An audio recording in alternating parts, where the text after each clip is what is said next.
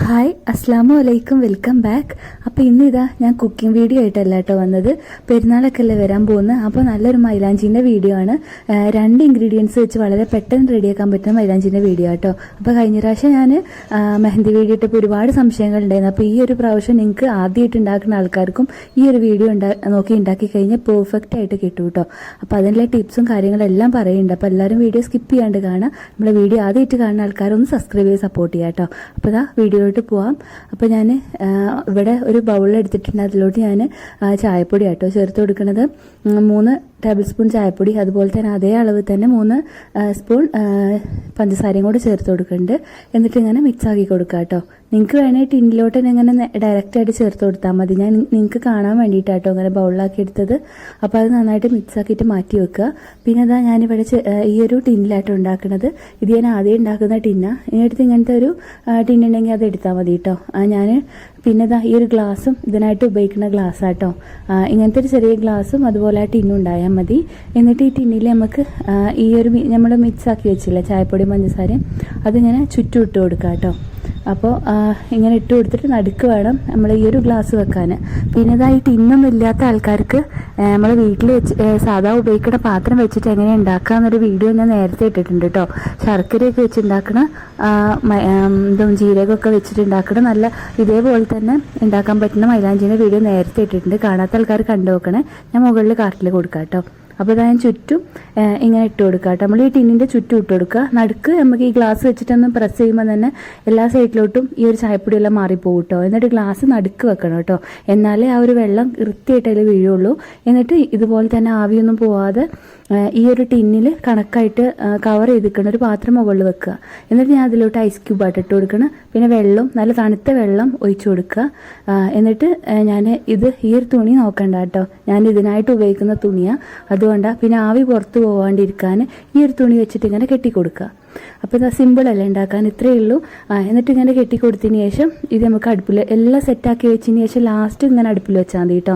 അപ്പോൾ അതാ ഞാൻ അടുപ്പിൽ വെച്ചപ്പോൾ ഈ ഒരു തുണി ഇങ്ങനെ ഉണങ്ങിയിരിക്കുന്ന തുണിയല്ലേ, അപ്പോൾ അതുകൊണ്ട് അതിൽ തീ പടർന്നു കേട്ടോ. ഞാനിപ്പോൾ ഇത് കട്ടാക്കാണ്ട് ഈ ഒരു വീഡിയോയിൽ ഇടാൻ കാരണം ഇത് ഉണ്ടാക്കുന്ന ആൾക്കാരൊക്കെ നന്നായിട്ട് ശ്രദ്ധിക്കാം കേട്ടോ. ചിലർ കുട്ടികളൊക്കെ ഉണ്ടാക്കും. കുട്ടികളൊന്നും ഇത് ഒരിക്കലും ഇങ്ങനെ ഉണ്ടാക്കരുത് കേട്ടോ. ഉമ്മമാരോടൊക്കെ പറയാം, അല്ലെങ്കിൽ ഇത്താത്തമാരോട് പറയാം. ഇങ്ങനെയൊക്കെ അപകടങ്ങളൊക്കെ ഉണ്ടാവും കേട്ടോ. അപ്പോൾ ഈ തുണി ഡയറക്റ്റായിട്ട് തീ കൂട്ടി വെക്കരുത്. അപ്പോൾ തുണിയിലോട്ട് തീ പിടിക്കും. തീ ഒരു മീഡിയത്തിൽ വെച്ചാൽ മതി കേട്ടോ. ഒരു സിമ്മിൽ വെച്ചിട്ട് ഒരു നമുക്ക് എങ്ങനെയാണ് കണക്ക് നോക്കുകയെന്ന് വെച്ചാൽ, മേലെ ഞാൻ ഐസ് വാട്ടറല്ലേ വെച്ചത്, അതിങ്ങനെ ഈ സൈഡിലൂടെ എല്ലാം ചെറിയ ബബിൾസ് പോലെ വരും കേട്ടോ. ഇങ്ങനെ നമുക്ക് വെള്ളം ചെറുതായിട്ട് ചൂടായിട്ട് ഇങ്ങനെ വരും. ഐസ് വാട്ടർ തന്നെ ആവണമെന്നില്ല, നല്ല തണുത്ത വെള്ളം ഒഴിച്ചു കൊടുത്താലും മതി. ഇങ്ങനെ ഐസ് വാട്ടർ വെക്കണേ എന്തിനാ വെച്ചാൽ അടിയിൽ കൂടുതൽ നമുക്ക് ആവി വെള്ളം കിട്ടൂല, നമ്മൾ മൈലാഞ്ചിയിലെ വെള്ളം കിട്ടൂലേ, അത് കൂടുതൽ കിട്ടാൻ വേണ്ടിയിട്ടാട്ടോ നമുക്ക് ഈ ഒരു ഐസ് വാട്ടർ ചേർക്കണത്.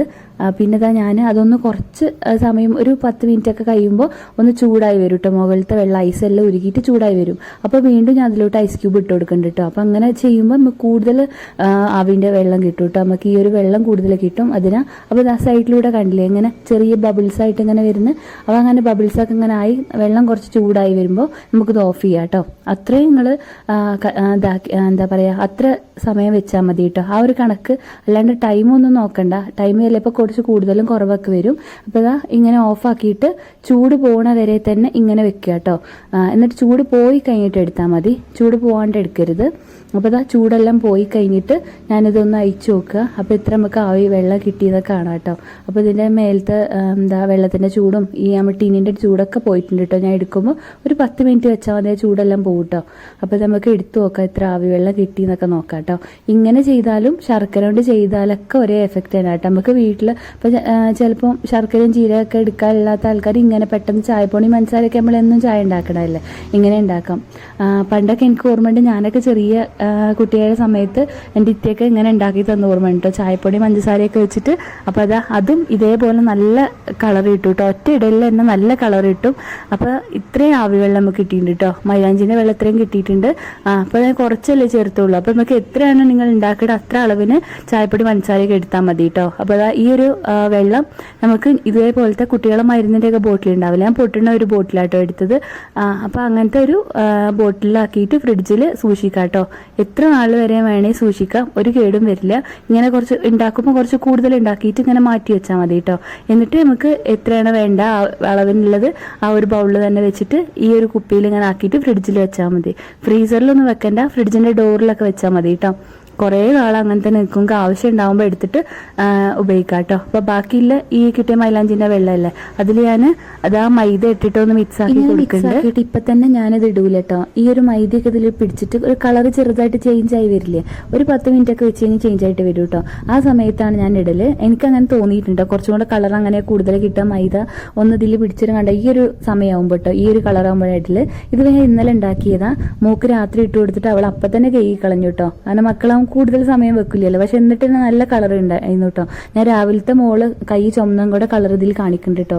അപ്പോൾ ഇതാ ആദ്യമായിട്ട് ചെയ്യുന്ന ആൾക്കാരൊക്കെ എങ്ങനെ ഒന്ന് ചെയ്ത് നോക്കുക. ഇതിൽ ഫുള്ളായി ഡീറ്റെയിൽഡ് ഞാൻ പറഞ്ഞിട്ടുണ്ട് കേട്ടോ. പിന്നെ ശർക്കര വെച്ച് ഉണ്ടാക്കുന്ന മൈലാഞ്ചിന്റെ വീഡിയോ ഉണ്ട്, അതൊന്ന് കണ്ടുനോക്കാം. പിന്നെ നമ്മൾ ചാനൽ ആദ്യമായിട്ട് കാണുന്ന ആൾക്കാർ സബ്സ്ക്രൈബ് ചെയ്ത് സപ്പോർട്ട് ചെയ്യാൻ മറക്കരുത് കേട്ടോ. അടുത്ത് നല്ലൊരു വീഡിയോ ആയിട്ട് വരാം. ബൈ.